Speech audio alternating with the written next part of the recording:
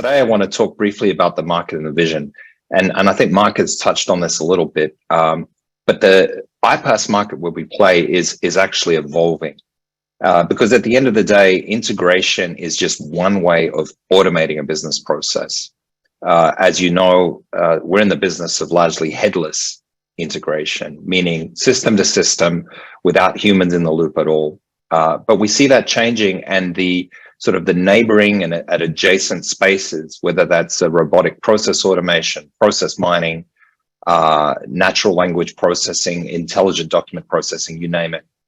These are all in and around the iPaaS space, and there is convergence, whether that's viewed through the eyes of M&A activity or otherwise.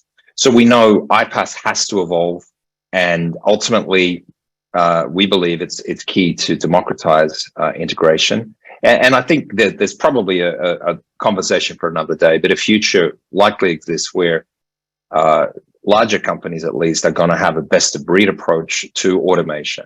But clearly, we see an opportunity for us to expand our footprint. So with that as backdrop, our vision is, of course, to capitalize on this opportunity. In all the conversations we've been in with customers, with partners, with other ISVs in some of these adjacent spaces, we see they have a data issue. They have, how do we get to the data? How do we reliably and scalably access data? How do we integrate with more systems? Whether that's a process miner, some of you may be familiar with that space. Their algorithms are only going to be as smart as the data they have access to, and we know how to get to the data.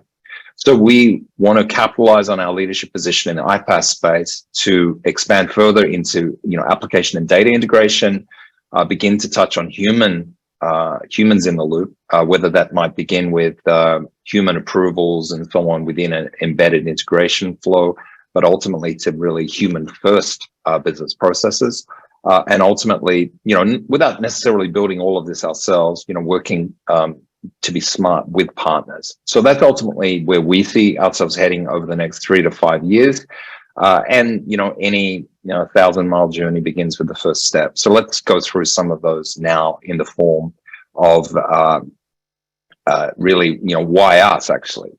So the first thing I'll say is that there was an earlier generation of iPaaS that has that really grew up on-prem. All right, they're sort of cloud-wash versions of the original on-prem products, and we see they're in decline. We're engaged in many sales cycles to replace some of what we'd call the first-gen iPaaS players.